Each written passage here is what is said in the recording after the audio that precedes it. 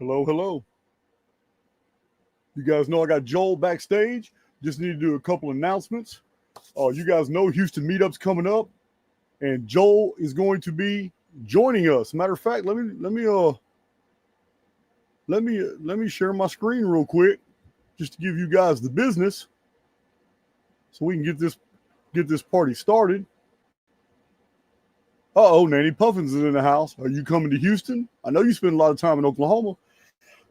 Houston meetup May 24th. Jason and Joel and I are going to be there. We're just going to, Friday night restaurant, have a blast. I'm not sure. Somebody did mention something about an Airbnb, a hangout. Also, 9 hours on Saturday. They got delis and restaurants across the street. You guys know we take an hour and a half break at the half point, so people can go get their re-up on everything they want. Just like in Vegas, we gave a lot of free stuff away in raffles, and we're going to be doing a bunch of that too.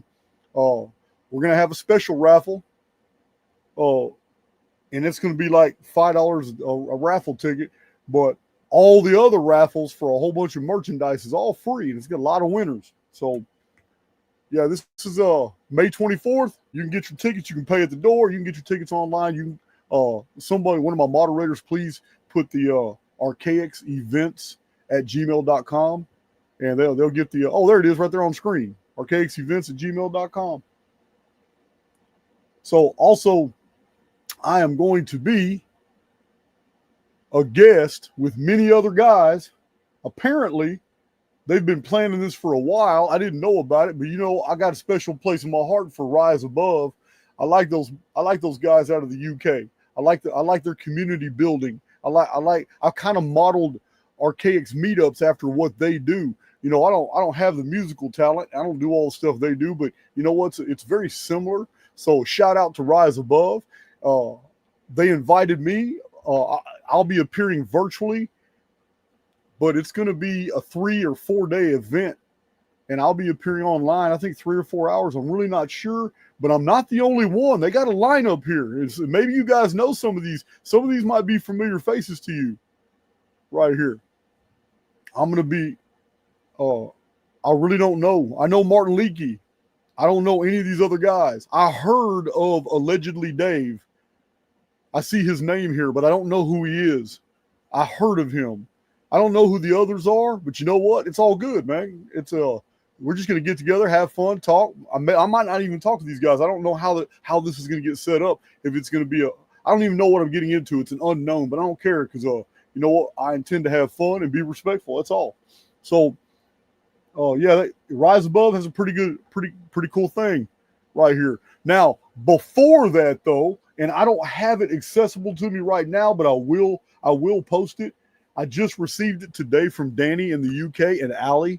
But you guys know on May 17th, the Phoenix date. You already know I'm gonna on May 17th, the Phoenix date, I'm gonna be like 3 hours doing Q&A and talking to a whole group of UK errants that are meeting Danny of the Unfuckers and Allie. They've gotten a lot of people together and they're meeting at a pub. That's all I know. But they already have it all arranged to where they're going to have screens and they're going to have different speakers, and I'm going to be one of them. And this is May 17th on the Phoenix date right here this coming month. So I have all that going on. And real quick, so Joel and I won't be interrupted. I have a special friend. She's come to the Houston meetups. She's come to the Virginia Beach meetup. I think she's come to 2 Houston meetups. Her name is Michelle Brannick, and she practices homeopathic medicines. And let's go ahead and check out her little video right here. Get this commercial. The Errant video supporting this. It's a sponsored video for this presentation. But this is Michelle Brannick. Let me go ahead and get this real quick. She has extra time. She kind of paid for a deluxe package. I didn't even know we had a deluxe package, but she paid for it. So here it is right here. It's like a minute and a half. It's actually on YouTube. I had to take it off of YouTube. I am Dr. Michelle Brannick, and I'm a naturopathic and chiropractic physician. We practice naturopathic medicine, which is the most powerful primary care medicine out there. I think what I do best is that I restore health, and I just love it. People today don't understand what health is. They are just so used to walking through life with chronic, debilitating illness and with pain, and they accept it. What makes naturopathic medicine so powerful is that we treat the cause of problems. We're going to treat why you're in pain. We don't just put a Band-Aid on things, we actually fix it. When you only treat symptoms, you're going to be sick forever. You keep going back every 6 months for another prescription, stronger prescription, and you never really restore health. That's expensive medicine. Naturopathic medicine is primary care medicine with a focus on supporting the body to heal itself. The body wants to be in homeostasis, or in the state of health. That is its natural, normal state, and it will maintain that until we interfere with that process. Putting chemicals or toxic substances into the body prevents it from being in a normal state of health. So drugs, antibiotics, and surgeries, frankly, that should be the last resort. High blood pressure, arthritis, allergies, fatigue, digestive dysfunction. These are all things that can be treated naturally and safely with naturopathic medicine. In fact, it's safer than the medicine that people think is safe. So who should come see me? Everybody that wants better health. I got it.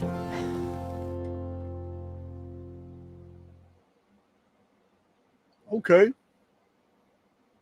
All right, let me remove that from studio. Bring our buddy Joel in here, and that was Michelle Brannick. How you doing, Joel? So good, brother. Thanks for having me on today. How are you, man? Oh man, you're welcome anytime.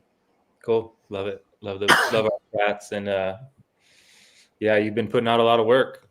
You're a busy guy. You're one of the few guys that can actually call me up and interrupt me in the middle of an online rant and say, "Hey man, I'm ready to come on the channel again." Cool. Thanks, man.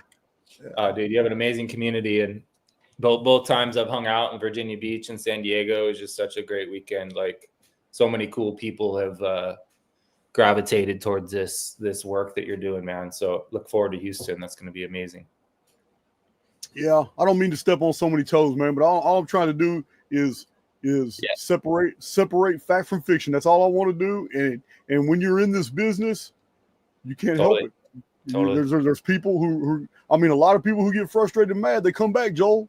Yeah. But I want to tell my community about you real quick. So, cool.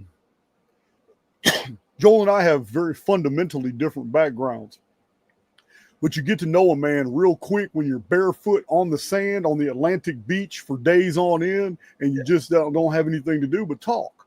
And we don't have research notes out, and we're not pre-recording. We're not putting on a facade for anybody because we know people are listening, or we're not guarding we're not guarding what we say because we could be censured later when the wrong person hears the video. None of that. We're just watching the waves, looking at all these shells blow in, scooping them up every once in a while. He and I talked for hours on the beach, and not just one day, but 2 or 3.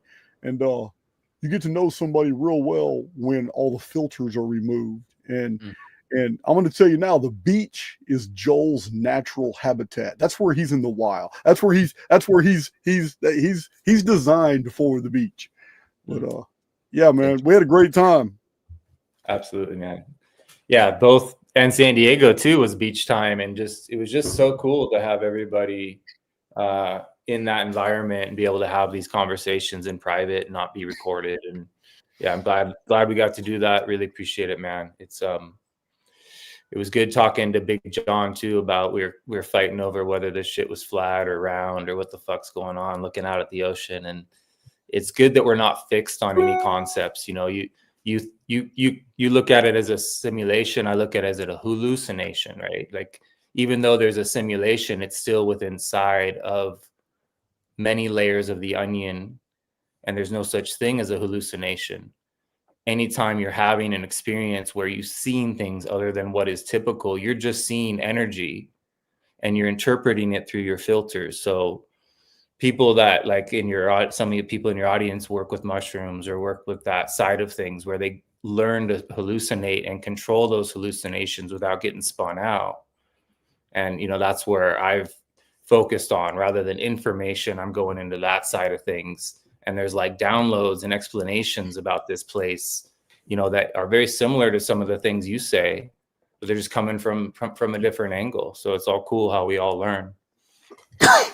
Yeah, I've softened my position, or at Sure. least the public has perceived that I've softened my position on more esoteric, more mystical concepts and all that. And in a way, maybe I have, but then I hit them with a chronological video that's so meticulously precise with 200 data points that they say, "Oh, well, Jason's back. Jason's back." Yeah. But the truth of the matter is I have softened somewhat, because it's not healthy to be hypercritical over things that I can't expect someone else to be able to prove. Subjective experiences like OBEs and NDEs. Yeah, I have my hardcore opinions about what I'm seeing in the field, but I kind of fall victim sometimes to accusing the whole of what only a small group are participating in.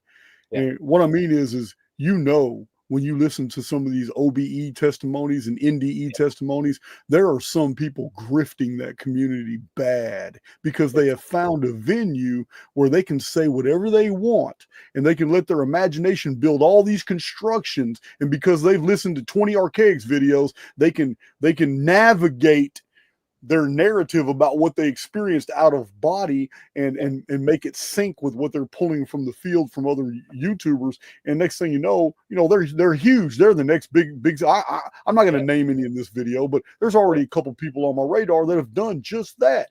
And the only reason I accuse them of that is because you were a part of a previous grift for which you have divorced yourself from, but we still have the videos when you were in that one, and it had nothing to do with NDEs and OBEs. So, but my callousness is because I'm really big into data acquisitions, and it's hard for me to let go of past findings. So I kind of get overly critical with those who probably have genuine experiences I'm dismissing with prejudice. Well, yeah, that's the thing. There's so many charlatans, and it's really easy to tell because you can see that they're willing to do things that would jeopardize the path if they were really on the path. You would never sell out if you really understood the significance of what's possible within the dream relationship and being able to go into these other layers.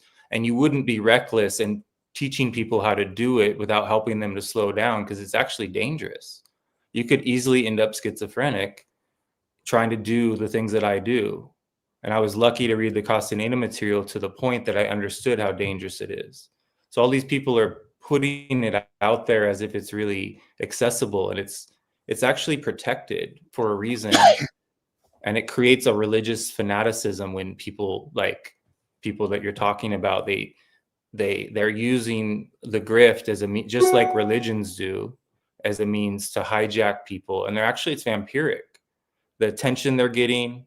And people accuse you of being a cult leader on purpose. And I try to tell them, like, you just don't understand. This dude has a powerful body of knowledge that he's discovered. He's spent a lot of time in prison. Like, he's not like other people because of that. He learned to go inward, and he has a capacity to focus like no other. And that may appear to be like that you planned to create a community as a cult, but it's not the case at all. And so being able to discern the difference between these people who are creating cults on purpose to grift versus people who are just attracting an audience, it's so important that we be able to help other people become discerning, because you got your Sasha Stones and you got all these people out there that are attracting large bodies of people, and slowly but surely they're getting exposed just because of how obvious it is that they're not in it for their heart of it. There's some sellout aspect of it that's happening. I agree. I popped in on Sasha Stone for the very first time in my life and listened to him talk, and I even left a compliment in the chat. Yeah. And it's the first time in my life I ever saw Elena Danan. Everybody asked me about her all the time, but she was in the chat too. and so were several other people. But you know what? I don't resonate with that community. I don't. Galactic Federation, taking $10,000 donations for building a community, selling land plots in Tennessee, when you just did the same thing in Mexico, and all you have is excuses for why that didn't fall. That's not going well. You know, I just don't. You know what? That's his business. But you know, it's not. He's really eloquent, and that just for someone who claims to have never read any books, and you're that eloquent, then it makes me wonder, how did you get your downloads? Yeah. So, but you know what? I only said anything because you mentioned his name. I'm gonna remove him from the field. He's not even worth the discussion here. So I want to bring something to your attention that I've only talked about on YouTube maybe once, and it was only recently. You may not know this, because you mentioned the community that I've built. Let me tell you something, brother. Did you ever hear my explanation of what my goals were when I got out of prison? Did you ever hear me talk about that? Because it has nothing to do with YouTube at all. This was an accident. Mm. This YouTube, building a community on YouTube was not even on my radar. Yeah. You see, I had some really good connections with authors that I had some really good, connections when I was in prison with authors, and like Neil Freer, Breaking the God Spell, and God Games, Will You Live Forever, talking about the psychological ramifications of a technologically advanced species, basically interjecting themselves into our historical narrative, and we haven't recovered since. So this is what his research is, and it follows Jack Barringer. And I've read every Jack Barringer book. I have them in my library. This is a philosophical historian who also discusses the Anunnaki matter and all that. So also, I was scheduled to actually start working with Jordan Maxwell through Booktree Press, because Booktree published one of the last Zecharia Sitchin books called Of Heaven and Earth. Most people who even read Sitchin don't even know about this book, because it wasn't published by Sitchin's core publishers. It was published by Sitchin's previous videographer, Paul Tice, who happens to be my publisher and started Booktree. So Paul Tice published a book called Of Heaven and Earth. A lot of it was written by Zecharia Sitchin, and then Zecharia Sitchin actually approved the individual chapters that are all written by different authors. And that was Neil Freer, Tracy Twyman, Jack, Jack Barringer, some other ones I can't remember. But when I got out of prison in 2016, Jordan Maxwell his health was already in absolute decline. He was completely debilitated.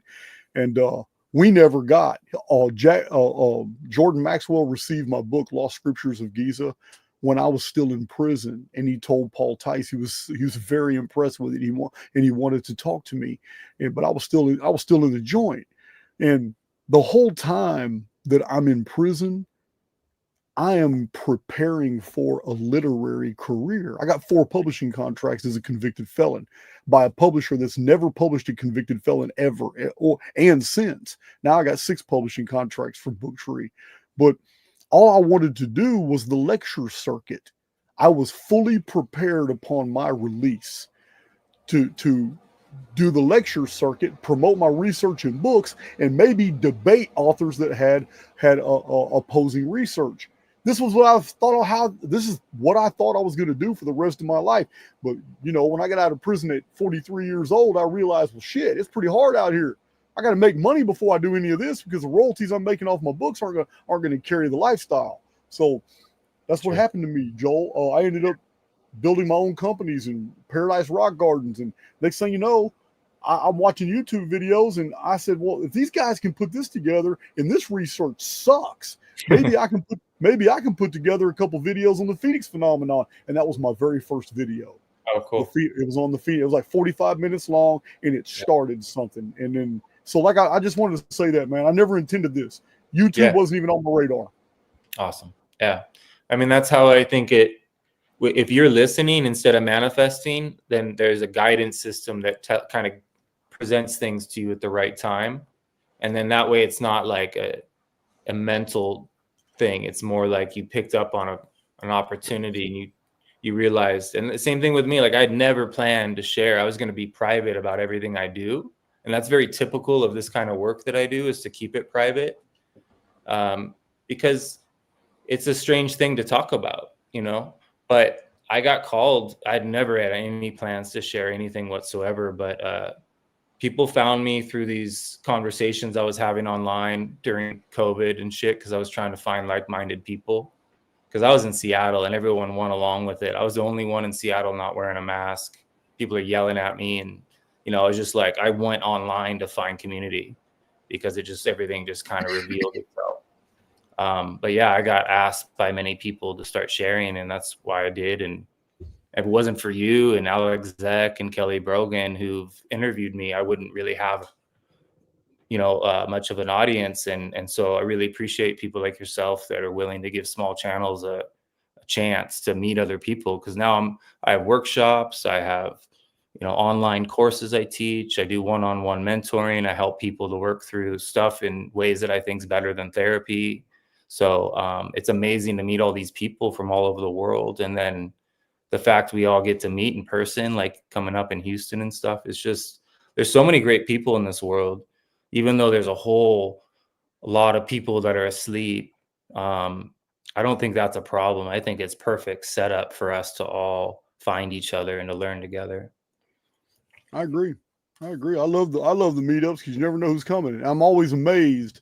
Yeah. When every meetup I ask, you know, where'd you guys travel from? And oh my God, European countries, Central America. It's like, wow, now you guys came from that far for the meetup. That's amazing. It's always amazing, man, to see that. It's so crazy. People are having a lot of breakthroughs with pattern breaks. You know, people are taking what you're teaching, they're applying it to their lives. You know, the Toltecs teach the same concept. They say you want to keep a fog around you so that nobody knows whether you're coming and going, or including yourself. So you're able to live in spontaneity. You're able to listen and adjust.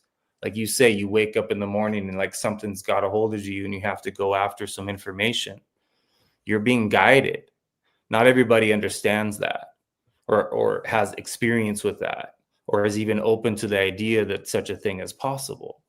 But the more we open to that idea, it's like we de-armor and we realize we're not alone in this, that something is informing us and creating opportunities, not just for you, but because you're helping others, there's like a return on investment from source that lends you the energy to keep going and doing this work, because it's not just about you now.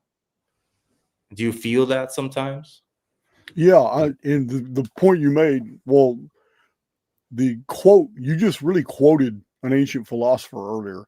And that type of philosophy also bred other thinkers to record things like true power.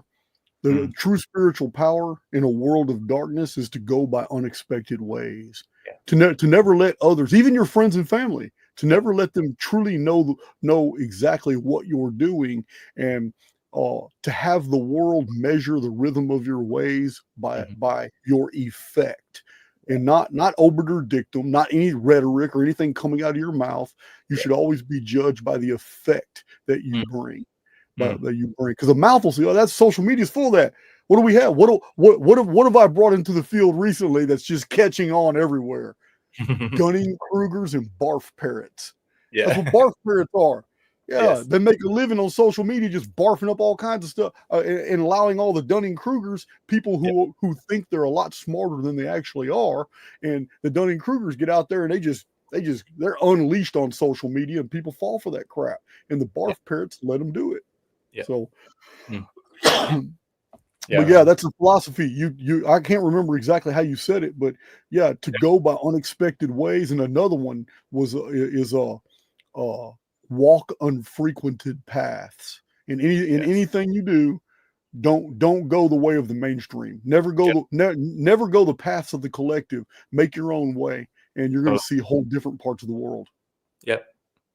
Yeah, you can always make adjustments, come out of autopilot, even in the slightest little ways. Like we were at like a rave in the 90s, and all of a sudden we found this door into the back room, and there was all this, you know, we were on mushrooms, and all of a sudden we're in this back room, and the whole thousands of people in this rave next door. And we just found this private little spot. We all just sat down and had the best conversation of our lives. we found like it's like Narnia. It was like going into the closet and finding another world. And Isn't that something? The wardrobe always fascinated me. Why did he choose a wardrobe? That is so crazy. And I was always, man, I was raised on the Chronicles of Narnia. Prince Caspian and Aslan the Lion. Oh man, I was wrecked. I almost couldn't read anymore when Aslan died on that. I was like, oh no. Yeah, man. I was so into those books. Well, I ended up having a walk-in closet in my bedroom that I moved to when I was 12. And in the back of that walk-in closet was a full-size door that opened up into what they call the crawl space. But it was actually this huge, like 2,000 square foot, unfinished, just dirt and tarp and posts supporting the upper floor. Right. So it's just this massive place. And I took LSD in there with my friends. And we practice what you call dark room dreaming. And you stare into the dark and you start to see colors and things start to take shape. And it was a real Narnia. We were inside of this room beyond the closet in which we were experiencing otherworldly experiences, whether we're chemically induced and having a hallucination or whether those things are real. I'm not going to say I know for sure. I'm of the mind that what I was doing in there was potentially could lead to actual places like Narnia. Like if I could get imaginative enough inside of those environments, I could learn to go into dreams or other layers of the onion or other visions that have interactions. Your friend Maurice, and that our mutual friend was talking about listening in on a conversation, that he was listening into a conversation while he was on an airplane between two people who weren't on the plane. It was almost like he picked up a radio channel and was able to hear something, a download of sorts. And it was a really beautiful way he explained it. I've experienced the same thing in a variety of ways. People would say that you're hearing voices, you need to be locked up, you're crazy. But I don't believe it's so. I think there's all kinds of portals like Narnia. I think C.S. Lewis was trying to tell us something about the imagination and the ability to actually go in, not only into those places in a sort of a fictional, imaginative way, but actually access what Toltecs have discovered is that there's other visions beyond this vision. So I think that stuff's, I think a lot of fiction is more powerful than nonfiction in that respect. It has a catalyst to inspire people to discover the mystery of things. Yeah, I don't doubt it. It's I promote that we live in a photo negative of a real reality, which means there is a real reality somewhere else. But if everything here is the exact opposite of what we've been, raised to believe, if we spend the first 10 years of a child's life deprogramming that child from being spiritual to being mundane and accepting the programming here, everything is the exact opposite. So you would find in fiction things that are absolute truths, like Jules Verne to 20,000 Leagues Under the Sea, Nemo in the submarine. Technology has always been here. So, the Chronicles of Narnia, it's absolutely. So in a multidimensional holographic type reality, the only way to not be immersed into the materium, what keeps you moored here is the central nervous system. Sight, hearing, taste, touch, olfactory senses, all the 5 core senses. But what you just described to me was sensory deprivation. So if you're going to starve the senses from their connection to the materium by going into a dark space and meditating to the point where you see colors, then you're probably just navigating from 4th dimensional to 5th, 6th, or 7th dimensional, because it's all here at the exact same time. So awesome. Yeah, I'm in agreement with it. I can't do anything to speculate because I'm a man of the materium. I'm solidly here, and I don't indulge in entheogens. I don't indulge in anything. I can't even get a buzz, because if I even get close to getting a buzz with alcohol, I start to panic. I just can't. So yeah, man, it's amazing. Well, and I would argue that when you had that bike accident, that you went into another layer of things. And so you have more experience than others. It's just different. It was such a huge shift that now you're quite sensitive to that shift. but it happened so fast that you couldn't stop it, right? That was just happening. And so you've become maybe even a PTSD from having such an extreme experience, that makes you more sensitive to these shifts now. But it's all good because we need you here doing this work. I'm called to a different kind of work. And I think we all kind of have a mission. And when we receive and accept our mission and our purpose, then there's reasons why we don't go into certain territories, because it might distract us from what spirit is sending us and lending us energy to do here. Oh yeah, So I agree. I agree that I am programmed to maintain my own, cerebellum, because I have been surrounded. You know this. I have been surrounded by a whole circle of people, all getting high as hell. Yes. You know what I mean? On shrooms and on weed, and I do not indulge. I enjoy the company. I'll talk and I'll chat and I'll do all that, but I have absolutely no desire to indulge in any of that. And I literally do panic when I feel like I'm losing any type of cerebral range. I just can't do it, man. Yeah. This makes sense, man. Yeah, it's there's a reason to panic, because it is a threat. Like I said, schizophrenia is a real thing. I mean, I don't identify with that label. I think the man-made labels aren't very complete explanations. I think shamans would do a better job at explaining what people call mental illness, because it's not in the mind. They talk about it as if it's of the mind, but it has something to do with what we call the assemblage point. There's the Toltecs have witnessed this ball of light that is inside of the toroidal field that surrounds your physical body. And it's a small, like tennis ball size of light, and it moves. And when it moves, you have different feelings, different moods, different awarenesses, different insights. But it can move so far that you can't even see the world that you're looking at right here, and you could get lost. So that shift you're experiencing, it is what you're saying, and it doesn't have to be just deprivation. There's a way to build access to that shift without having to starve yourself or cut yourself off from this place. You can reach breakthroughs with meditation, where all the lights can be on. You're totally sober, but you've learned to move your perception into these other places. And that's actually what Toltecs recommend, is that you do it from a very, very sober place, without cheating, without using any power plants or any substances at all. And then you'll be able to be strong enough to withstand the jolts that you'll experience when you start to travel.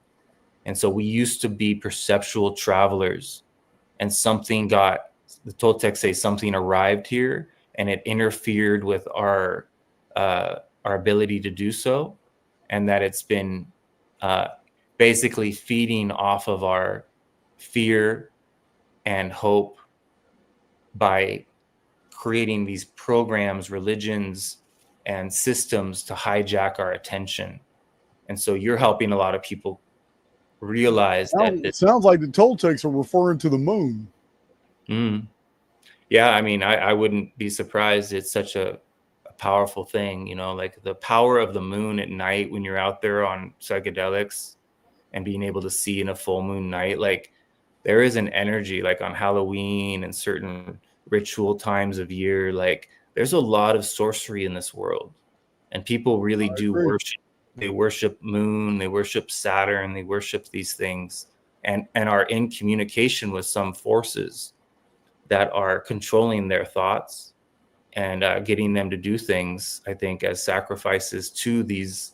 And I don't know whether it's the moon, whether it's, Toltecs say that there's these beings that we cannot see, that only shamans can see, and that they're all around us. They're observing us. They're interacting with us in our dream time. Like, you think you're having a conversation with your friend, but if you really look in the eyes of that person in the dream, there's something cold in those eyes, and there's something fiery that's not human. And so, the danger of learning dreaming is that eventually you realize you're not having dreams of the imagination. You're actually encountering interdimensional beings that are pretending to be people that you know in your life. So there's a lot more than I think just the moon going on. I think we're not alone here, and that there's beings that are higher on the food chain that have been keeping us, keeping our assemblage point in a fixed position so that we don't discover our ability to see them and deal with it. Like if you can't see your predator, if you don't even believe it exists, that's the most powerful maneuvering that one could do. So what you call AIX, I believe, is a product, something created as a means to control people by actual beings from other layers of the onion. Oh, there's no doubt. It's definitely something. I mean, we all have ideas as to what it has, but there's definitely a negative force here, because if you and I and most of the human family were just left alone, the world would be an awesome place. Yeah.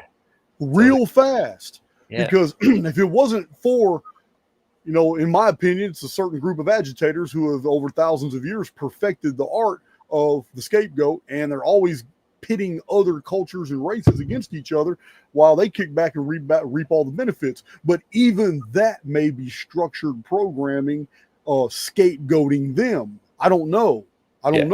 I just know that we have to judge things by their effects. And when I judge things by their effects, that's who's in front of me, and that's where all the evidence leads. So sure. I'm gonna call a spade until someone shows me it's a screwdriver. Until then, I don't know. But I know on our own, look at the kids, look at the children on the playground. Oh my God. Such a beautiful place. Yeah. They don't even see skin color. They don't even see culture. They don't even see any of that. All they see is this somebody that we can use on the kickball team? Is this somebody who's gonna play tetherball with me? Is this somebody I can sit down and talk to? Who and without all the restrictions of adults, I have to say things in certain ways. Kids communicate to each other in perfectly is the only way natural to them, which is just straight up innocence. They communicate to each other, but they don't do that around adults. Yeah, you have to really observe their behavior. It's almost as if kids are so damn smart, they know they're living in two different worlds at the same time, and the one that they really like is the one the adults don't want them living in. Yeah. So, I believe for the first 10, 15 years, we quash the true spirituality that is invested in us when we first enter the construct, and then we're left to hunt archaic comment sections when we're all just trying to figure out how in the hell were we so deceived? Why are we just now at 45 years old disentangling all this BS when we knew the truth from the beginning, that we're in a magical place? Yes. Oh man, I'm glad you feel that way. There's a lot of soul trap people saying that this is all negative, and and I recognize there's can't do it. Yeah. There's so much. I think forces rise to meet each other, and so we're dealing with really loving, powerful forces, as well as really forces that are gunning for us. That look at us like an opportunity to get more energy from, and so these bloodlines or these lineages or family lines that have taken over and are doing this, I believe, are possessed by particular entities that get passed on through rituals that they perform, that these are religious people. They're using really twisted religious systems, and whether it's satanic or different versions of these things, they believe that they are conjuring and inviting energies to guide them. And therefore they, I think, have the ability to do the most ruthless things to people because they're under the influence of something that is using them, that is more powerful than them. Yeah, I agree, man. We're all kids. At heart, we're all kids. We're still, I mean, you and I and everybody listen to me, if we were to strip away all the civilized veneer, if we were to strip away all the social conditioning and all the polish that we've acquired over a lifetime, in essence, we're still the same little kids that were 5, 6, 7, 8-year-old running around that playground. The playground has taken on new forms, and therefore it's imposed new conditions, and we've had to adapt. But we're still those little kids, and this is still a magical place. And the frustration most people are experiencing is because they see that other people are getting it, and they're using the construct to their advantage, but they themselves aren't getting it, and they still think it's a prison. And because they believe it's a prison, that sends out a signal to the construct to be a prison. And that's how magical this place is. It will transmute signals into experiences. Yeah, amazing.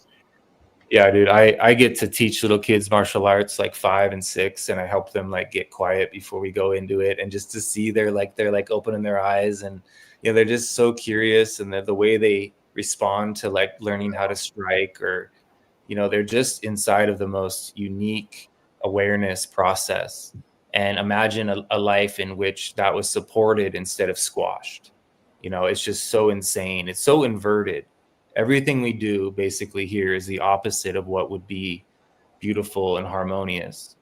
And so it's a matter of you and I and others, rather than try to change the world, like you've said, we can change our world, and the world will respond to how we speak about it. It will become the way we see it. And I've discovered that I can use the sunlight and the reflection of that light off of like the blades of grass or the bodies of water. And I can go into these trance states where I experience the most profound moments of peace and harmony and relaxation. And I don't even have any internal dialogue, because I'm so focused on the shimmering lights that I'm in like a very psychedelic experience without having to take any substances. So the benefit of what I teach leads to nervous system regulation. It leads to being able to relax on deeper and deeper levels. And that's how you get rebooted. That's why I'm able to, I work with a lot of people all day long, but I don't get drained because my cup is overflowing, because I know how to fill it up. Just like you do. You're inspired. You love what you do. You're not sitting in front of in a cubicle as a slave to the man, which can just suck the living life force out of you if you don't know how to balance that. So you and I are fortunate, but for those of you that are in a cubicle, I discovered my capacity to do this work while being a project manager in construction, and I was in a cubicle, but I learned to heal myself regardless. I wasn't going to let that prison hijack me. So I figured out how to keep my energy intact throughout the day. I learned how to not get triggered by my boss, just to not take things personal. So wherever environment you're in, whether it's prison or a cubicle prison, whatever version of prison you might find yourself experiencing, you can transform that prison into paradise just by the music you listen to, or whatever you're doing in your break. Little adjustments, little pattern breaks will reveal windows of opportunity for you to regulate your nervous system and learn how to balance the stress and energy management. So this place is it's a construct, but it's here as a means to challenge us so that we can develop. And as long as we walk toward the challenge, then it won't be overwhelming. But if we let it all overwhelm us, then it's very difficult to have agency over what is your reality. And so what Jason and I do is similar in that respect, is help people reframe the way they talk about things so that you can experience something totally different than what you have in the past. Absolutely. It's I didn't even know we were going to be talking about Soul Trap, but Soul Trap, since it's already on the menu, let's digest exactly what is happening here. So this is I can compartmentalize a tremendous amount of value that David Icke has brought to the world. Yeah.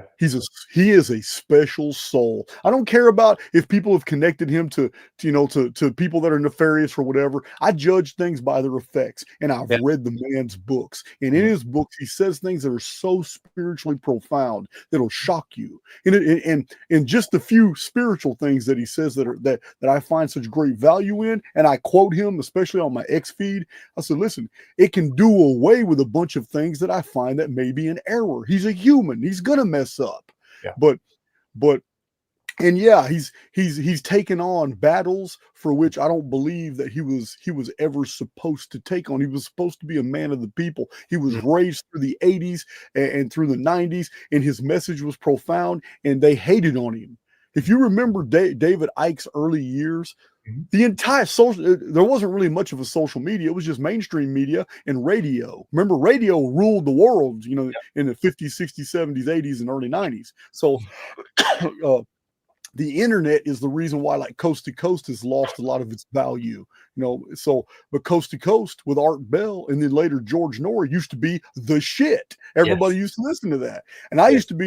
used to be in my prison cell listening to Art Bell and George Norrie, and I would furiously take notes as to why everything this guest just said was wrong. But I had no avenue. I had no way to say to write anybody or anything. So I just took the notes. Anyway, back to David Icke. His books are phenomenal. Yeah. Many of the things he's brought to light is incredible. We differ in two ways. One is that 95% of all my core research comes from all old materials that are far older than World War II. Sure. This is how I put together my chronology of the world, and then 17 or 18 independent chronologies all confirm each other, and I showed the charts. I just reposted all the charts on Twitter this morning in one single thread, showing people that it is impossible for this to be wrong. It's all self-referencing. So, and it's all source-backed. So that's one difference between David Icke and I, is that I'm intense in my historical research. He's gotten a lot of his information from the internet, and from the very beginning, the internet came out of a major control system called the ARPANET. And this is why people get frustrated with Archaix, and they try to research what I'm putting out there, and then their arguments are, well, how do you know those books are even real, or whatever? It's because they've never held an old 400-year-old book in their hands, and they're relying on the internet, which it does have PDFs of a lot of these old books, but then a lot of my source materials you can't even find. And when you do, you get frustrated because you find out one copy is for sale in Denver, Colorado for $1,100. Yeah. You know, you understand? But books I have in my library are very rare, and they collected over a lifetime. So, and many of them were donated and all, they collected over lifetimes from other people. So my other difference with David Icke is the Soul Trap. Other than that, David Icke are on the same team.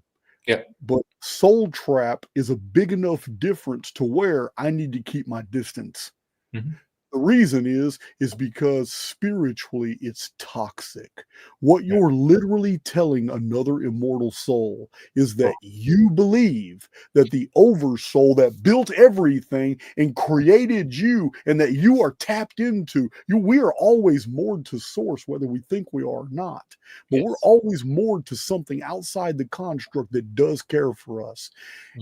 And for you to promote Soul Trap, you are literally telling other souls that you don't think the oversoul is in control.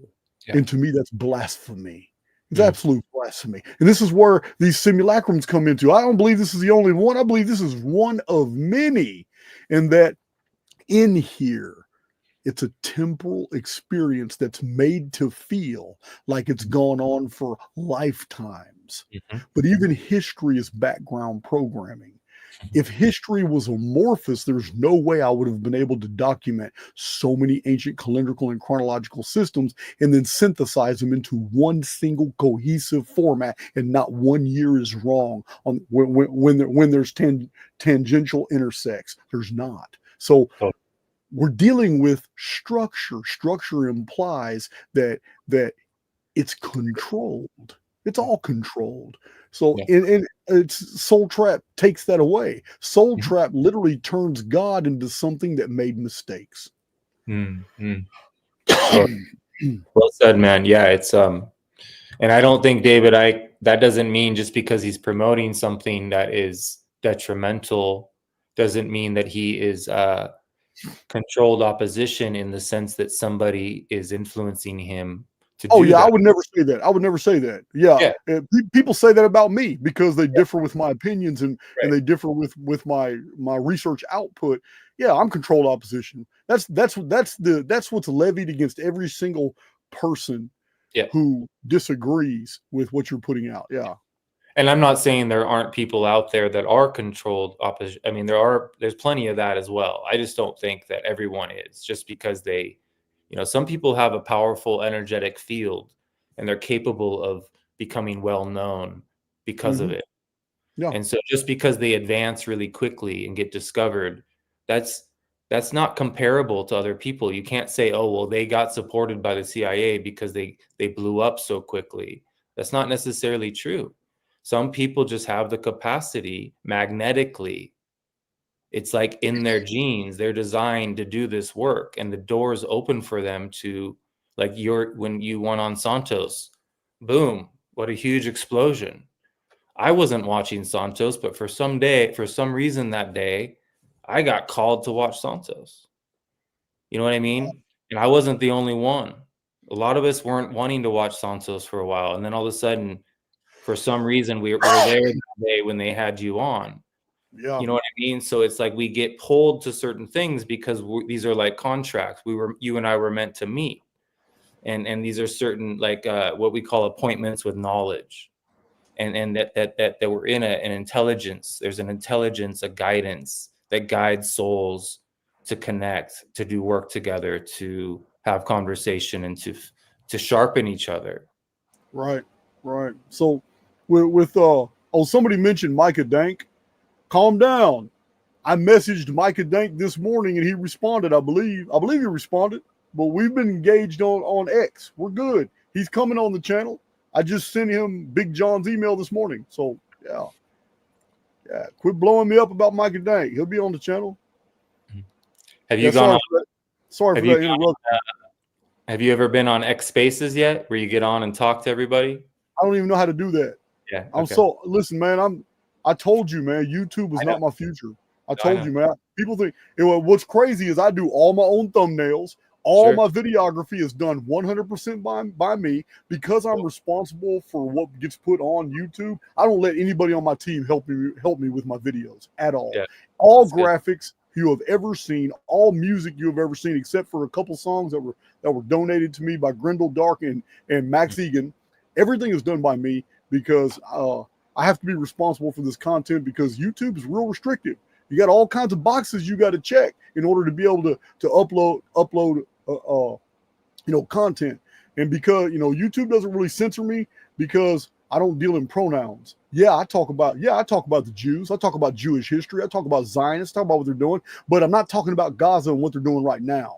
You understand? I don't name all the I don't go through the list on Congress and name all the ones that have dual citizenships. I don't talk about FEMA and how it's controlled. I don't do all these things. I leave pronouns alone because they're really not my message. If the world is a fallen place and we're not here to save the world, then why should I try to expose all this darkness? I'm too busy with Graham Hancock and Billy Clarkson. I ain't got time to take on the government. Yeah, I'm trying to take on all these others, man. I got time for that shit. Speaking of taking on the government, did you happen to listen to Catherine Austin Fitts speak with Tucker Carlson? No, I don't even listen to political commentary at all. So she's not even in my field. She's the woman. She worked for the big, she was big part of the government as far as financials go. So she understands and knows these people, the central bankers of the world, and she knows their plans. And she's, whether she's a controlled op or not, she's telling Tucker that they're going underground. They have been, and that that all the money they've been siphoning off the U.S. has been to create bunkers throughout the entire world, and that she's talking $4 multi-trillion stimulus packages just under the Biden administration. You understand? And then $8.8 billion in military hardware left in Afghanistan. Where did they put it? Because the Afghani army doesn't have it. You understand? It was probably put in a underground facility. Joel, what you're saying this woman is talking about, if you remember, 4.5 years ago when my channel first appeared, my very first video was about the elite preparing underground facilities, going underground, fleecing the American and world economies, but disguising it as taxes and NASA and all that to get all these prepared, because by 2036, they're going to lock those doors and be underground about 4 years before the Phoenix phenomenon in 2040. Yeah. My very first video on YouTube. Mm-hmm. Yeah, totally, man. Yeah, it was crazy to watch her say all this and go into detail and explain how extensive, and just get into the evil of it, like just how they think, because she knows these people. Mm-hmm. And one of the important things she said is it's not like they're like evil. They're like, these are people that are parents of kids and that have, these are people who are obsessed with money and power, but they're not just pure evil. So she knew their kids, she knew their families, she knew them as humans. And yet somehow they're entrapped in this way of life in which they can't extract themselves. And she really explained the way the central banks work on a level that I never understood to the degree that, I needed to really understand what we're dealing with. She's still falling for the NASA psyop. She thinks the underground stuff is a means to do private space work, and that they're trying to mine asteroids and all that bullshit too. So she's still deceived or is a controlled op in that respect. Right. There's a bunch of them. There's a bunch of them. Yeah. They're never going to, I mean, the very fact that she told Tucker Carlson this is really interesting to me, because about 4 years ago, they started grooming this he's CIA. So they started grooming him to be like the people's journalist, the people's champion. It's it's so crazy how all these people from journalism, which was all extreme leftist liberal all this time, now all of a sudden in the last 5 or 6 years, they're all like Tulsi Gabbard, lifelong Democrat, jumps to Republicans. It was all by design. Yeah. Most people who follow Trump, die-hard Trumpers, don't even know. The man is a lifelong Democrat. For sure. He switched to Republican and became president. Come on, guys. It's it's that's why I stay away from the politics, man. It's just it's so comical, man. It's so comical. Well, what she's helping, I think, a lot on the right to wake up is that she's saying what Trump and Elon are doing with the financials is the most gangster criminal shit you'll ever like. The whole AI and Doge and all that stuff, it's actually just going to be the most powerful manipulation of finances as we move into the CBDC section of things through AI. This is the digital prison that they are trying to create. She's a spiritual person, and she believes as long as enough people are unwilling and are unflinching, that the innocence can protect us from it completely enclosing in on us. And so she believes we're in a spiritual warfare, and that so she had to leave that work, and she went after the DOJ for basically trying to expose how much money was being siphoned out of the US. She says in 98 they decided to pull the plug on the US, and they've been pulling the money out to Switzerland ever since, but most of it's going into underground establishments as a means to prepare for an extinction event. They really believe that there's an extinction event coming, and that's why they're so in hyper mode to try to prepare in time. So yeah, I think your discoveries are being validated in the fact that it's showing up in the typical zeitgeist. This Tucker Carlson is very mainstream. So yeah, I just don't think it's going to be extinction level event. This cycle of the Phoenix phenomenon, let me put it to you this way. The cycle comes in 4 magnitudes. All right. There are 4 magnitudes of the Phoenix phenomenon. Most of them are first and second magnitude. About every 3 cycles, a bad one will be third magnitude. The epic ones are at 4th magnitude at intervals of 552 years. And I have whole charts that show all this. Well, This isn't a 552-year event. This is a 414, which is the ancient cursed earth system. This is pretty bad, but it's only bad for maybe one area of the world really bad, and then just all the coastal cities elsewhere, because it's going to involve the world's oceans, and that's never good for coastal cities. But everybody in the interiors are going to be just fine. They're going to be absolutely just fine. even in the apocalyptic narratives, we have a fourth of the world affected and a fourth of the world's population removed. But it's not just the Phoenix phenomenon. It's also a series of events right before that as well.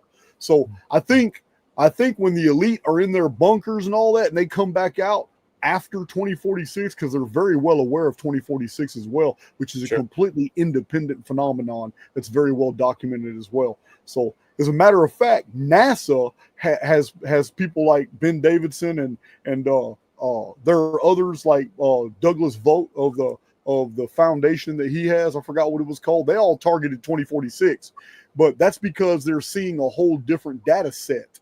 The Phoenix data set is completely different. It's very well documented too, but they're back to back 2040, like Mother Shipton said, back to back. Book of Revelation shows they're back to back.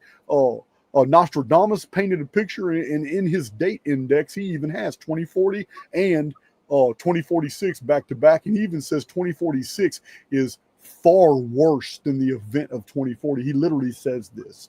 I think 2040, most of the world's going to get a pass except for Southeast Asia and China. And I believe Australia is going to become about doubled in size. It's going to move 30 degrees north. China, the Koreas, they're going to get it. Japan, they're going to get it really bad. And this is a conclusion of also all my calendrics. I have 2 full chapters in When the Sun Darkens, and more in another chapter in Nostradamus and the Planets of Apocalypse, where I go into the calendrics and I show in every single scenario connected to 2040, China is the only one, the East is the only one that keeps coming up over and over that's calendrically connected to 2040 is getting totally devastated. Wow. So I think that by the time they come up after 2040, the world's going to be 2046. The world is going to be a very different place, a fundamentally different place. And I think that this has happened over and over and over. And it's not about coming up from the underworld with your infrastructure and technology and your armaments and military in place. It's about coming up and being able to re-exert control over a surviving population. There is always a massive surviving population. So that's what it's about.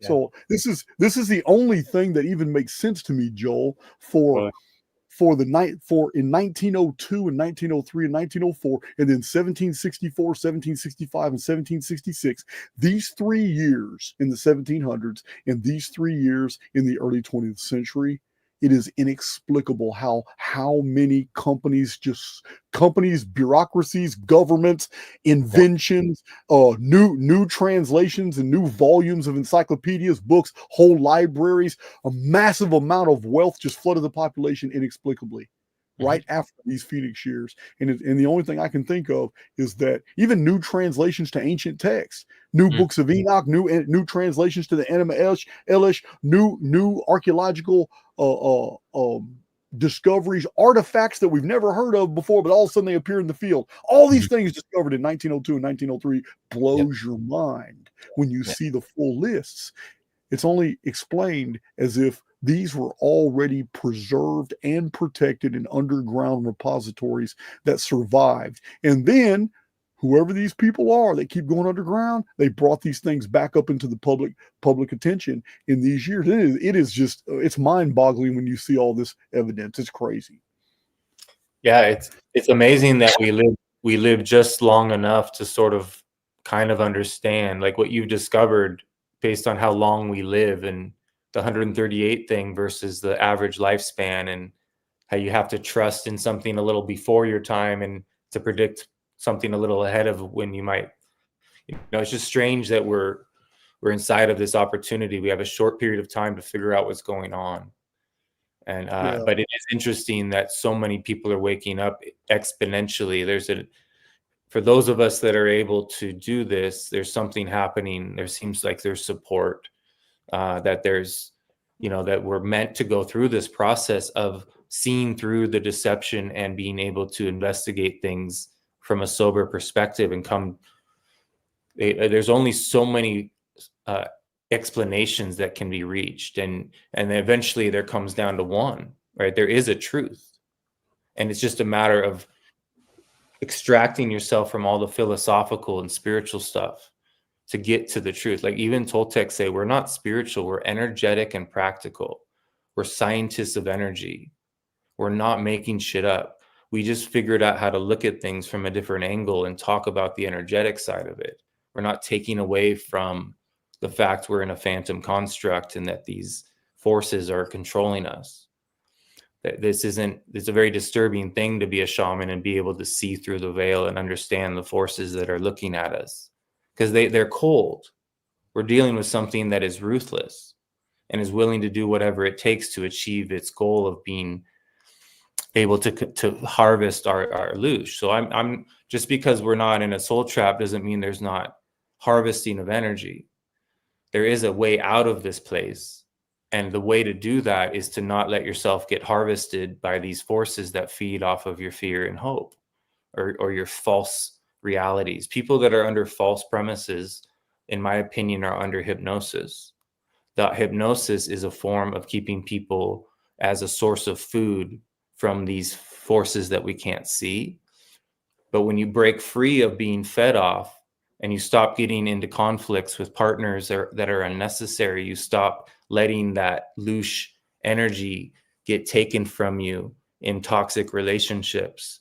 Most people don't have healthy boundaries, and they have problems in their lives, and they're getting in fights that are taxing them. You're not doing that. You're getting into fights consciously. I mean, you're challenging people rather than like getting into situations where you're always complaining and worrying and in fear over what they're going to think of you. Like most people spend their lives, in a lot of confusion and fear. And that's what keeps them accessible to these forces that are manipulating this realm. So we get to come out of that just by finding our peace and our purpose. And part of that is realizing what is going on here, because it's such a fucking breakthrough when you realize that there is an explanation, especially when it comes to like not understanding why are people so cut off and like unconscious. Like what's making people behave almost against their knowing.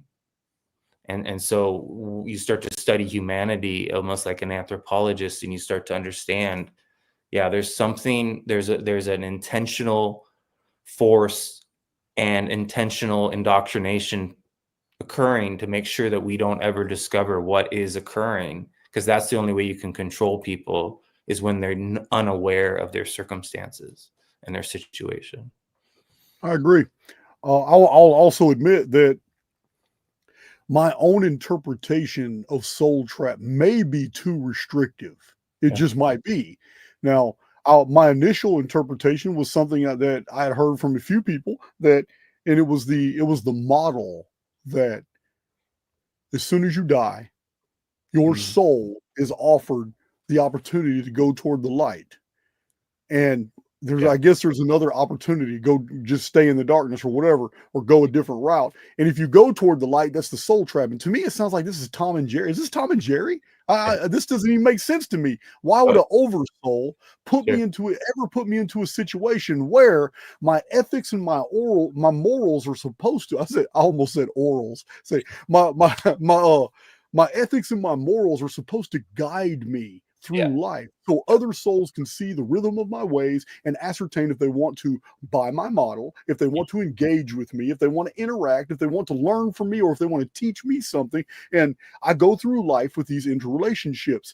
And at the end of my life, no matter how I die, it doesn't even matter what I did at all. Now everything hinges on if I'm dumb enough to go to that light. What is this, poltergeist? It's the first time I've ever even heard of such a concept was in the early 80s when the movie Poltergeist came out.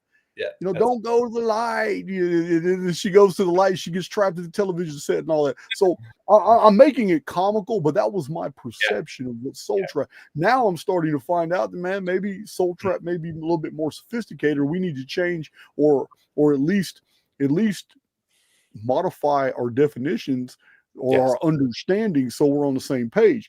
When I when I say I'm against Soul Trap, I am against any species of interpretation that our experience right now isn't 100% controlled by the oversoul. That's all I'm saying. I am not going to buy any model that makes me doubt the very creator that built this fundamentally amazing soul that I possess, because I realize that I'm not a body. My body belongs to the construct. I know who I am. I'm the immortal within. And I have done some amazing things inside the construct, even before I was even released from prison. Hell, it's the reason I survived 26 years of prison. But there's no way that anybody can promote a model that's going to make me cast doubt on my creator. I'm not going to do that. The creator is in control. So that's all I'm saying. So if there's a model of Soul Trap out there that would also maintain the integrity of the eternal, the oversoul, being actually wanting the best for me and not being some demon like Yaldabaoth, the Demiurge that's only in control of this one construct. I'm open to hear it. Totally. That's awesome. Yeah, it opens up a whole can of worms, you know, like that there are false gods, that there are beings that pretend to be creators, you know, that you could get tricked by maybe in dreams or in the afterlife. So that doesn't mean the oversoul didn't design it that way. You know, like the maze that we're in is really amazing. It's designed to prepare us for deeper and deeper discoveries of and I agree with your perspective for the most part that this is a construct designed as a training ground essentially, and we therefore have the opportunity to learn so much so that when we, you know, go to a place that's more real than this one, then we will have learned, we become wise potentially and be able to utilize that resource or that energy in a way that doesn't destroy itself or ourselves, because we do have the potential for self-destruction in our confusion. And so you see it playing out in the world right now, is that people are so disconnected, you know, that it's really kind of painful how horrifying one lifetime can be when one is suffering on deep levels. So this place is really liberating to realize that it's a dream or that it's a simulation, because then you can stop taking it so seriously potentially, and you can reframe the way in which you interact with it. But the Toltecs say that if you review your life and go back and retrieve little aspects of your soul essence that you left in traumatic moments, especially as a little kid, they say you can remember everything. Like everything's recorded. Your memory is recorded in your being, and your life flashes before your eyes when you die. So it's just a matter of gaining access to that inventory before you die. And if you gain access to it and you cleanse it, they call it the recapitulation. If you cleanse it, then when you merge when death enters you and you start to transition, then you're able to enter what they call eternity without having to come back and do it again, because you figured out the riddle of this place, and it has everything to do with memory and soul essence, and realizing that you are an immortal soul and knowing it so completely that you become fearless to the point that nothing can trick you, because you trust your intuition through that awareness. But they also say that you want to behave as if you're mortal, because everyone's behaving as if they're not going to die. Nobody's really recognizing how amazing it is to be in this avatar. They're not falling in love with their existence to the degree that would allow you to have enough passion to reach these deeper truths that are beyond mind, beyond words. So I think we're here to sort of have that contrast presented to us, the the immortal versus the mortal, like their ideas, because this avatar is mortal, and I get to allow, like Toltec say, that life is the arena and death is the player. And if you hang out with people who are doing drugs and have entities attached to them, you can feel their death is stalking them much closer. They're in a dangerous, they're in a real sketchy situation all the time. And so I think there is a force of death that is active here, and we want to be conscious of it. A lot of my friends are adrenaline junkies. The only way they can feel alive is they go do something where they almost die. Man, I need to comment on this, because I think there are people in the chat, they're going to find value in this, even though they're going to be offended. But I have to go back to, if everything here is the exact opposite of the way it should be, then are we looking at this experience the wrong way? And what I mean is I know this is going to offend some people, but I got to say it. I see a lot of evidence in this experience, especially, on a loner level and as a member of a body politic of other people who are just trying to find the truth. And I'm not associating myself to the collective, just saying those of us that are all, some people call us truthers, other people just call, spiritualists. It's just, we are a body politic. We are a minority within the collective that are free thinkers. We're just trying to figure stuff out. Yeah, we get into it with each other. Yeah, we got differences of opinion and all that. But in the end, I'm not talking about the shills and grifters. I'm talking about those of us that are really trying to figure things out. Because this is a photo negative of a real reality, it seems to me that those who want out of here the worst, that want to get the hell out and all that, are the very ones that need to be here for a while. And I know that's gonna piss some people off. And it seems to me that those who have now taken on a nonchalance, the dungeon programming and negative default programming of the construct and the overriding no longer affects certain souls. And those souls are like, I just don't give a damn. I'm cool. Yeah. I'm just flowing through the construct. Everything works out in my favor. I'm not participating in that bullshit. I don't care about that stuff. I don't give a damn who's in politics. I don't care about Black Lives Matter, and I don't care about the white supremacists, and I don't give a damn about these geopolitics. Don't care about your version of history. I don't give a damn. I know this. My tomatoes look real good. My dog still slobbers on my leg, and I can still watch my favorite Netflix movie at night. Show at night. Yeah, what I'm saying is there seems to be something spiritual about being able to just totally defy the constructual programming. And when you do, you're at peace, and it's no longer an impediment. Yes. But when you are at war with the construct, all you really want to do is get the hell out. So this to me seems to be the hallmark of those who want to follow Soul Trap. They've come to a point in their own journey where they have literally given power to the construct to overpower them by the faith they've invested in how dark this place can be. Wow. Like I said, the construct takes signals and turns them into experiences because we're co-creators. And if I'm going to believe that shadows have substance, the construct is going to make sure those shadows take on substance. So I don't mean to offend, but I know there's going to be people who take offense at this because it puts all the blame back on the individual. And nobody wants that. Nobody wants to hear this shit. Nobody wants to hear it. You know what I mean? I mean, they have no problem. They have no problem. I put myself in prison, and then I kept myself there by terrible behavior because I had accepted this is what happened to me.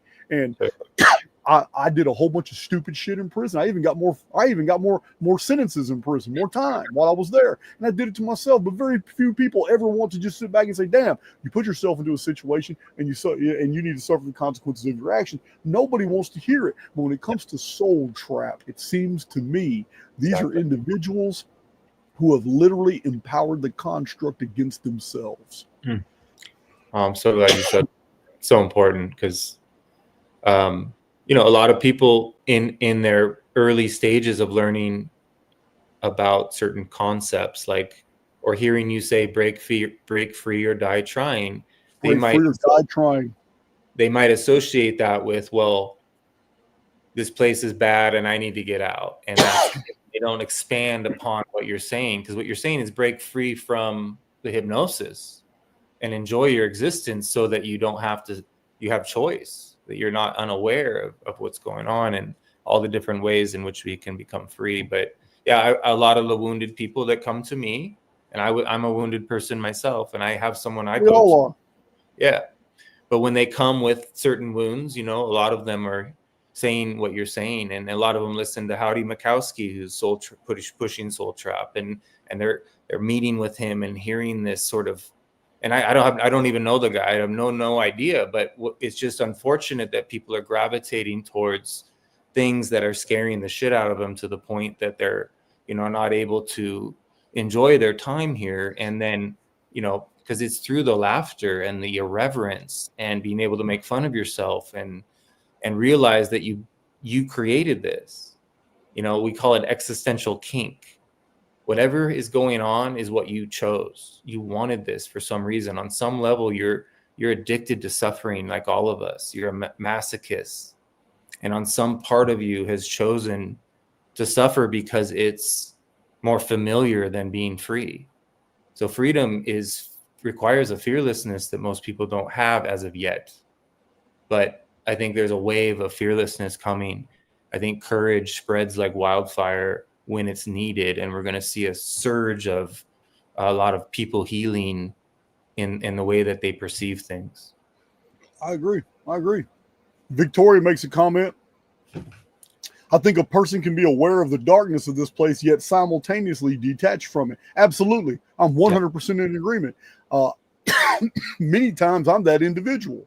Yeah. Many times I am that individual when social media is exploding with all this negativity about a certain thing. It's like, it doesn't even affect me. Or social media is exploding about, oh, did you hear about what they found under the Great Pyramid? It goes kilometers deep. It's huge. 2 big giant boxes. They're thinking it's a battery. I'm like, man, shut the hell up, man. Yeah. 3 days from now, they won't even talk about that dumb shit. It's so stupid. So it's, you can, as a spiritual being, you are able to recognize a phenomenon without it affecting you. Absolutely. What I'm talking about, Victoria, are all those who buy into a phenomenon as a participant. That's a totally different scenario. You're being objective, they're being subjective. So I agree with you.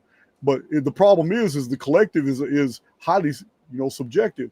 What I really think is going to pan out between 2040 and 2046 is that because this isn't an ordinary reset, because this is like the one right before the 552 year Phoenix cycle ends in 2178. You know that magic number. I've explained that immortal looping number many times. I have old charts on it.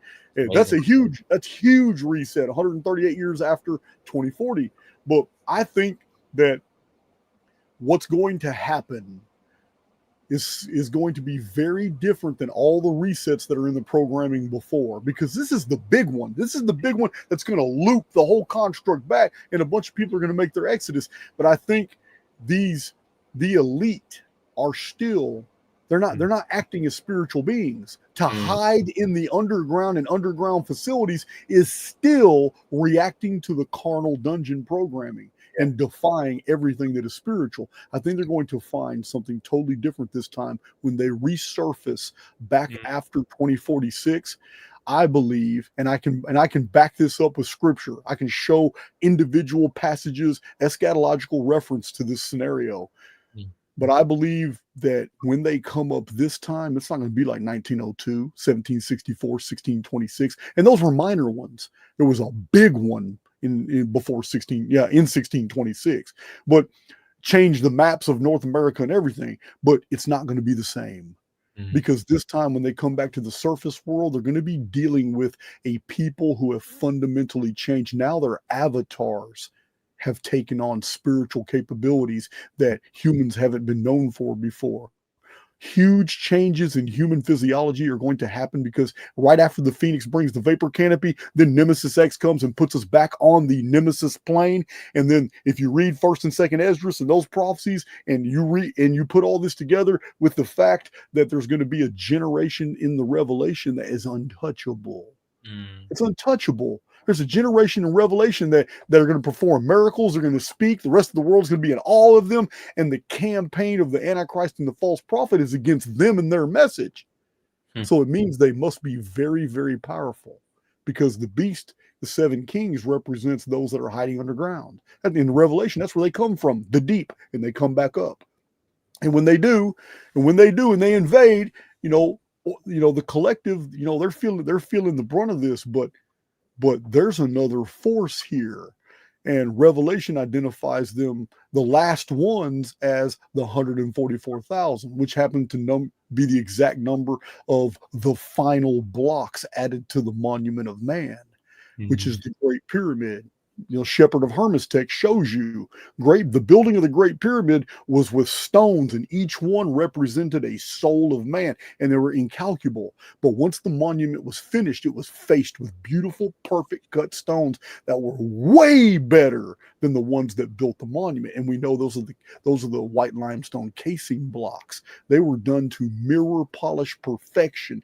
This is describing avatars in the tribulation period that can't take damage. They're immune from pain. They're immune from deterioration. They cannot be killed. They can't die. Their messages are blowing people's minds. This is the generation that's about to emerge out of this destructive period in 2040 and 2046. I'm literally describing our kids right now.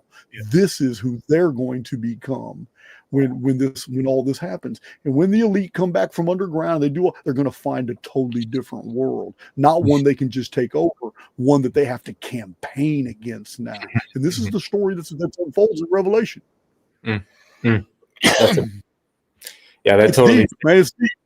It's so cool. It totally syncs up with what the Toltec suggests too, that we're powerful. We have magic and medicine, and it's coming back. We forgot about it, but these generations to come, they have to remember, because otherwise we'll perish. Like, we have to understand what we are. We've been so cut off from our resources, and those are the resources you're talking about. Is those the avatar does shift based on the perception of that, like, whatever different version of creature we move into. And so there's a ripe opportunity for people to be conditioned in a way that isn't hypnotized. Like, one of my elders was taken from his mother at birth and raised by his grandfather on purpose so that he would never reach a hypnotized state. He kept him in these altered shamanic states his whole life.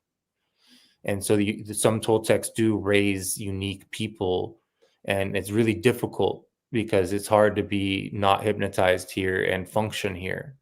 But there's going to be a time where entire large swaths of people, and as far as that exodus goes, I think some of the exodus is going to be people that leave here like the Mayans did purposefully and go into other layers, either other simulation constructs or their visions, or actually gain access to worlds that are more real than ones we are interacting with here. So I think there's a whole lot of truth to scripture, and like that you've discovered it's a script, and that we're inside of, I would argue that we're having a memory right now, that all this has already happened, and therefore you could just totally realize that you've already arrived at wherever you're going, and you could just enjoy the ride. And there's something really liberating around that. Like, it sounds disturbing at times, like what Logan suggests, that we're just fulfilling our roles as actors on the world stage. I really need to have that guy back on my channel. It's been a while. I've been so busy, and I need to email Oh, I need to moderator. Some moderators, Dawn, somebody send me a reminder. I need to email Logan of Decode Your Reality. It's been a long time since I had him on the channel. Yeah, he's absolutely. Him and I did on my channel episode 88 called Neutrality, and he has a very similar perspective as the Toltecs that he came to, and so him and I kind of end up reinforcing a lot of concepts in that way. But yeah, it's there's so much more to. There's something about the script, Gene, the free will, the discussion of free will, and how much free will do we have, right? You know, and really looking into being honest with ourselves about are our thoughts our own. You know, can you stop your thoughts and just sit there without any thoughts? What would happen if you did? You know, so like meditation is a massive platform, but you can go past meditation and you can move into the realm of what would appear to be schizophrenic if you didn't know how to navigate it. Because when you're not using your mind in the way that it's typically utilized, you're tapping into pure feeling. You're accessing all your other senses on an intense level. So that's why mushrooms are so intense. They blast you with all this input. And if you don't relax and listen and observe it and try to keep track of what's going on, then you'll go fucking crazy. Yeah. It's funny you mentioned I mean, it's not funny, but it may be significant that you mentioned the Maya. For proper context, this is for the benefit of those listening right now and in the future. When we reference the Mayan civilization, we're talking about a civilization that created a calendar that was so computer perfect. They were able to calculate the days in unals and bactons of 144,000 days each into 400-year segments of 360 days each from a period around the 1st and 2nd century AD, and backdate their own calendar to perfection to the month of August 13th in the year 3113 BC. They were able to date events forward and backward in time using this method, and record their observations. The sky watchers record their observations on Mayan steels. Now, the predecessor civilization to the Maya were called the Olmeca, and the very last date that the Olmeca ever recorded, the Skywatcher Annals, was the year 31 BC in our calendar, which happened to be the year that Central America was destroyed in the Phoenix phenomenon. Over Egypt, a red sky dragon. The earthquakes were felt in Europe. Jerusalem was destroyed. Olympia was damaged. It was during the Battle of Actium, which was a civil war in Rome between Antony and Cleopatra and Octavian. This is a major earthquake recorded by all the historians of the time. It caused earthquakes, tsunamis, cities vanished. This was terrible. It was during the period of the sky dragon. Over Egypt, the Americas were destroyed, and the Olmeca just vanished from history. And I'm washing over it. There's more than that. I just don't have it memorized. It's in my Chronicon notes. But this period after that, the Maya developed and they restructured this calendar, which they inherited from the Olmeca. The calendar is amazing because it counts all the way down after factoring a change of the year from 360 days to 365. It ends in 2046. And the Maya said in 2046, the 13 heavens will collapse. The 13 gates of hell will open up and issue forth a race of demons that will come to the surface world at this time, and time will collapse, which is interesting because 2046 is the return of the Nemesis X object. And in the book of Revelation, time does collapse because time as we know it is 24 hours a day, 365.25 days a year. But in Revelation, everything is reduced by a third. So the day becomes 16 hours, and then the year becomes 243 days. And in the prophecies of 2nd Esdras, it even talks about how time has changed. And when time has changed, humans, all of a sudden, their bodies are completely different. Women are giving birth, and after 3 months, the child is running around and speaking. This is in 2nd Esdras. So, it's going to be the return of the vapor king. The Maya knew this. They factored this stuff to the forward and backward. And the reason I'm mentioning this, I don't want to overwhelm you, is that the Maya, you specifically said, and the Maya chose to leave this place. The Phoenix phenomenon, one of the characteristics of the Phoenix phenomenon is the mass disappearance of Yes. whole populations of people. And I have that in Chronicon as 936 AD. Even Wow. Mayan scholarship is in agreement that the vast majority of Mayan cities, for inexplicable reasons, became empty in the 920s and 930s, and they don't know why. But 936 AD is on the 138-year Phoenix phenomenon timeline. Amazing. Yeah, man, it makes so much sense. And the Toltecs say that this is what we practice, is to learn to dream in groups. So like we'll be staring at a church in Mexico, and me and a whole section of people are staring at one corner of the church. Other people are assembling the center, and other people are on the far right corner or whatever. You're just trying to visualize and all stare at the same thing and memorize it together. And then you meet every 2 weeks. You go into that memory together at the same time, at the same date. And even there's thousands of us doing this all at the same time. And you try to recreate the vision of that church. And that's just a weird trick to try to learn how to do group dreaming. The Mayans learned how to see another vision or another layer or maybe another simulacrum. And they probably thought they needed to exit this one because of an impending situation. And they figured out how to transition over there without dying. And I think that's why Toltecs value the art of dreaming as a means to travel. You know, Carlos Castaneda went to sleep in a bed in Los Angeles and woke up in a bath in Tucson, Arizona. His teacher had taught him how to discover his double and how to use his dreaming body to travel. And you can pull your body with you once you get your astral body far enough. So he had to take a plane home. He couldn't explain what happened. He didn't believe Don Juan as to what happened to him. He couldn't handle that idea that any of that was possible. And that was his greatest gift, was that he was so dense that Don Juan could do shit to him. And he didn't believe it. He just thought they must have drugged me, transported me here, somehow changed the calendar. They must work for the CIA. What the fuck? You know, like he came up with every reason as to how that could have happened.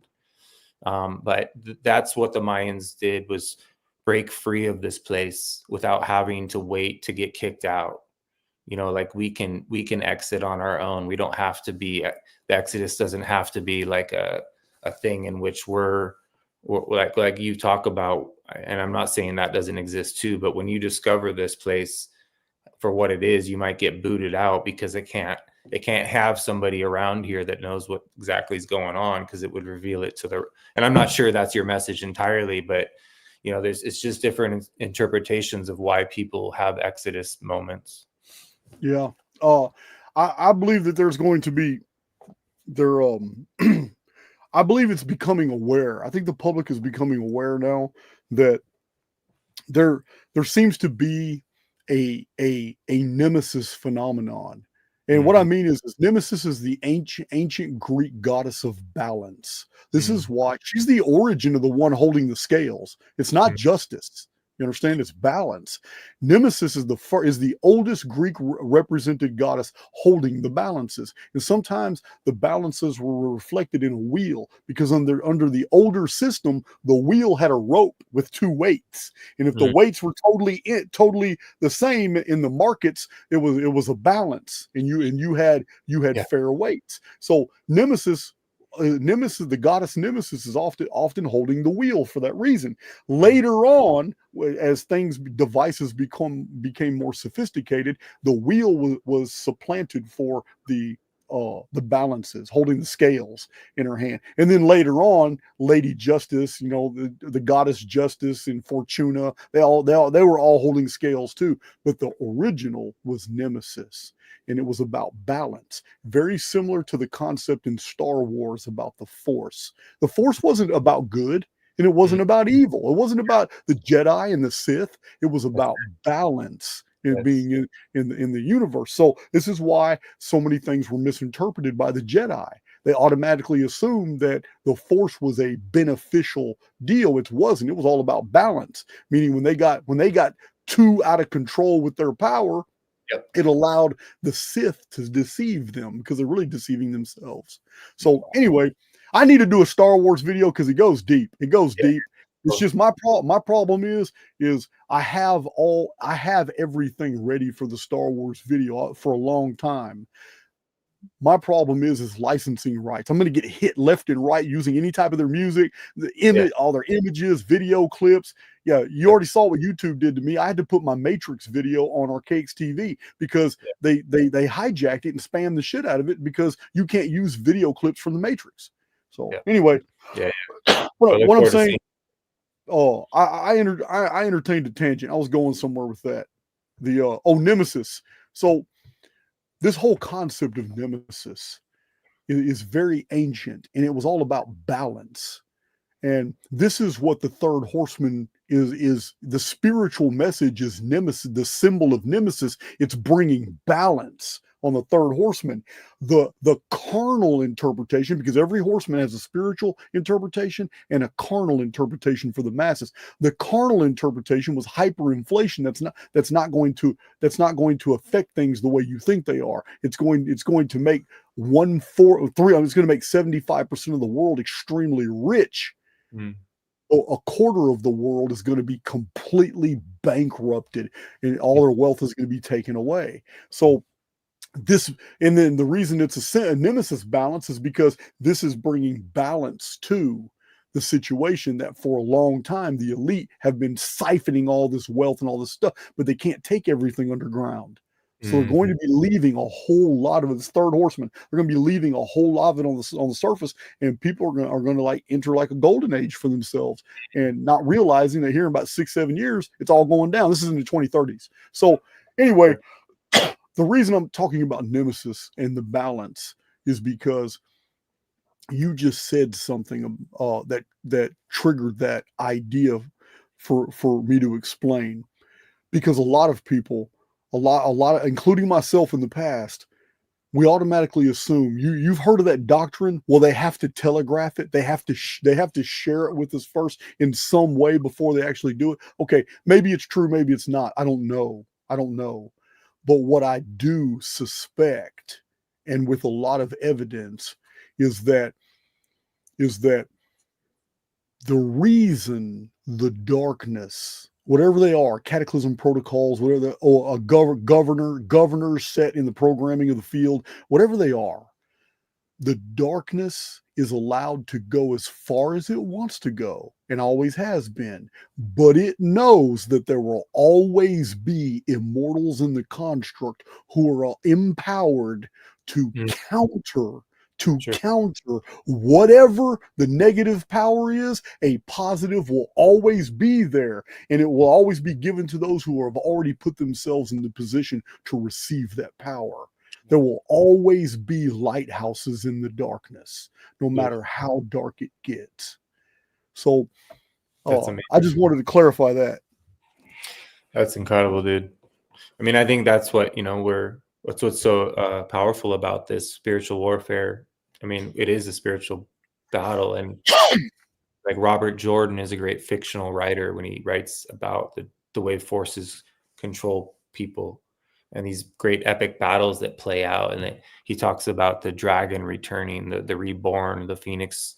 The whole thing is built in and caked into this long series called the Wheel of Time.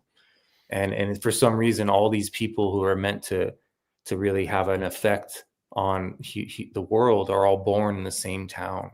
Like there's this whole group of people that were all raised together, and then for whatever reason, they're this chosen group of people. And I experienced the same thing. Like there's different versions of this that are happening. There's groups of people that are meant to learn to work together that are going to be a force of awareness that can help and change and shift the direction in which things go and be a lighthouse for people, so that they can see a modeling and give themselves permission to step into their power and come out of their fears. And these are forces. These beings that are these elite or these different people who are hoarding whatever resources, wealth, they're corrupted and they're suffering. They're not in alignment There's no purpose. They may convince themselves that they're doing this for the greater of humanity, because if someone else had the power in these hands, they could do worse things, or they might have these justifications. But in every moment, each person has the opportunity to lay it down and to seek healing, to let go of their attachments to the material world, and to really get to know the psychedelic nature of the designer, the creator. Like we are all an extension of the creator force. And if we get to know ourselves, then we'll get closer to the creator. And when you work with psychedelics, or you become psychedelic, you realize that the creator is hilarious and is very psychedelic. Like, how could you be having so much awareness if you weren't? It's like a multitasking masterpiece. The designer is everywhere, making all these things happen all at once. It's incomprehensible. There's no doubt that the oversoul, that humor is spiritual. Recently I added humor to my intuition, empathy, and imagination. I have to add humor. I mean, there are literally 3 groups here, and humor has a lot to play with that. But there are 3 groups. There are 3 spiritual groups right here in the construct. There are those who have bought into the darkness and all of those dungeon programming traps, like Soul Trap. There are those who have literally given the fangs to the demon to bite him, them. That's the collective. And then there are those, and I kind of qualify for this group myself. But then there are those who understand that the darkness isn't shit, because they're moored to source, and they will always be able to resist it. But still, that's a part of the trap as well. And I agree with that. And there's a third group. I don't qualify for that group yet. But there's a third group, Joel, and those are the ones just passing through the construct as true pilgrims and sojourners, because they realize this is all a stage. Yes. And they don't ever get involved in any of this crap, and none of it comes into their field. Yeah, exactly. There are 3 groups of spiritual beings here, and I recognize that I'm one of the warriors on the light side. I get that. I wish I could be the other type. I'm just not there yet. It's all not there yet, man. Perfect. At all. Yeah. Awesome. And I said second Esdras. Somebody in the chat is confused. Okay, in the Apocrypha, the books that were removed from the Protestant canon, they're in the Catholic Bible. There's 1st and 2nd Esdras, and you will read prophecies in there that cannot be found anywhere in the Bible. They're very unique. They're very unique to the Book of Revelation. Yep. They're very unique to the Phoenix phenomenon, the vapor canopy world, changes in the human physiology. It's all in there. It's amazing. Man, it's been a great talk. It's been a great talk. And we normally go long. We normally go longer, but I do have an engagement I have to get to. Yeah, me too. I got a 2:00, so it's perfect. But you got a 2:00, okay? On my time. Man, we covered a lot. We covered a lot in a short period of time, man. We really did. So I know Elisa. Do me a favor. I don't know if she's emailed you yet, but you need to get with Elisa and figure out what we're gonna do, or we'll just go to the old system. I know the old system. I just reimburse you for everything. Whatever you want to do, man. Just make sure she knows, because she's the one ironing out the details on the Houston meetup. Okay, I'll reach out to her for sure. And if I could tell your audience, I'm starting a new online course. We start this weekend, Sundays or Tuesdays. You pick which time zone. So Sundays at noon, or Tuesdays at 6 p.m., and that's Mountain Time. We do 2-hour classes, and it's every week for 3 months, pretty much. So it's sliding scale. It's really not that expensive to enter into these classes. Amazing community of people. So we do these shamanic movements, and we practice recapitulation. We study the Castaneda material pretty deeply, and it's sort of infinite how much you can get into the depths of this stuff. So reach out, joelschafer.com, if you guys want to jump on the course, and we're starting up here pretty quick. So thanks so much, Jason, for having me on, man. It's always good to talk with you, dude. Yeah, man, it's been great. Meet Bella, my little war dog. Hey, Bella, welcome. Yeah. I'm telling you, you've never seen a dog. jump up to a 6-foot picket fence and then run about 3 feet trying to catch squirrels before she has to jump back in, lose her balance. This dog can jump on the top of a fence and run about 3 or 4 feet and terrify these squirrels. Yeah. That's This awesome. dog's something else. I'm glad you got some friends that you live with. Yeah, that's cool. I can't play with my other dog. He's 180 pounds. You know, it's crazy. That's and awesome. the other two are like, they're not really, this dog here just knows humans. This dog knows my temperaments. This dog knows, just this dog. I can't even walk nowhere on my property without this dog being on my heels. Yeah. I think man and dog or man and wolf had a really powerful alignment for a long time. So it makes sense that these different versions of the wolf have become our companions. It's pretty powerful. Absolutely. So concerning dogs, the domestication of dogs is in one of my videos from a few years ago, but it's also in my book, Shocking Secrets of Antiquity.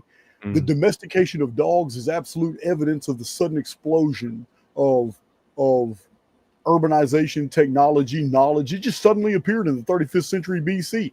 And we started building these massive urban centers and domesticating animals and dogs and coming straight out of the Neolithic. And there's many books about this topic. But the reason I'm mentioning it is because God does have a sense of humor.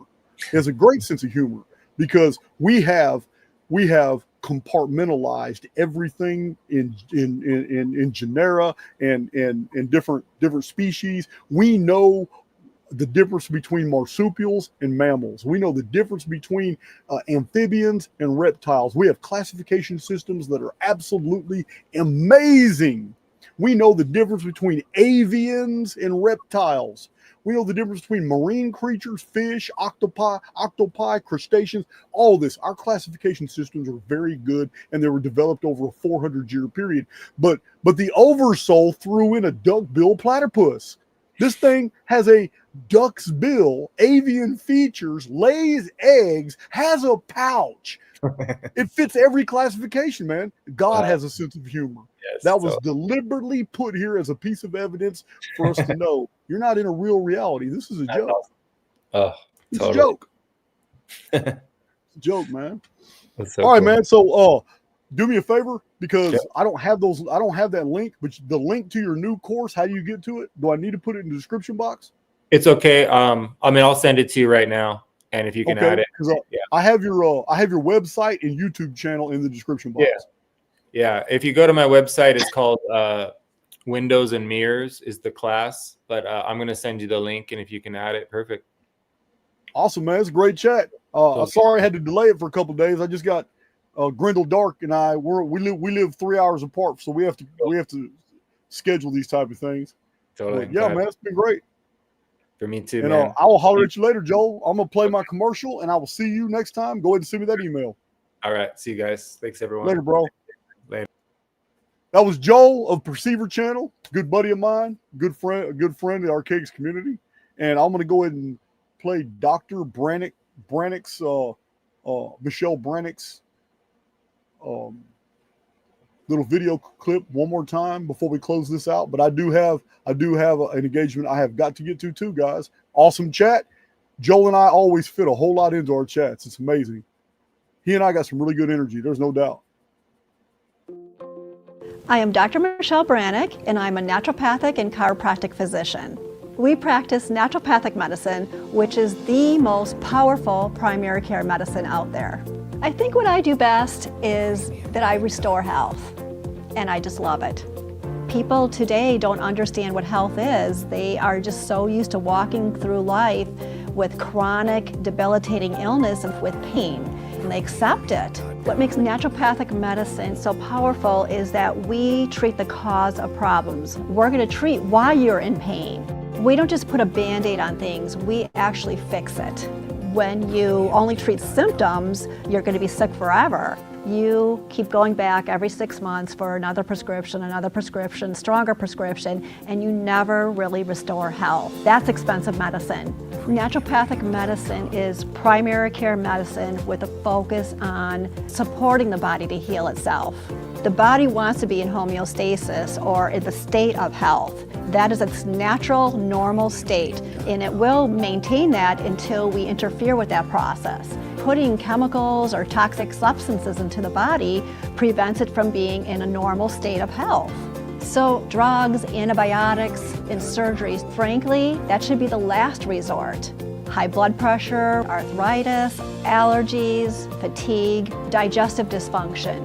These are all things that can be treated naturally and safely with naturopathic medicine. In fact, it's safer than the medicine that people think is safe. So who should come see me? Everybody that wants better health. I got it.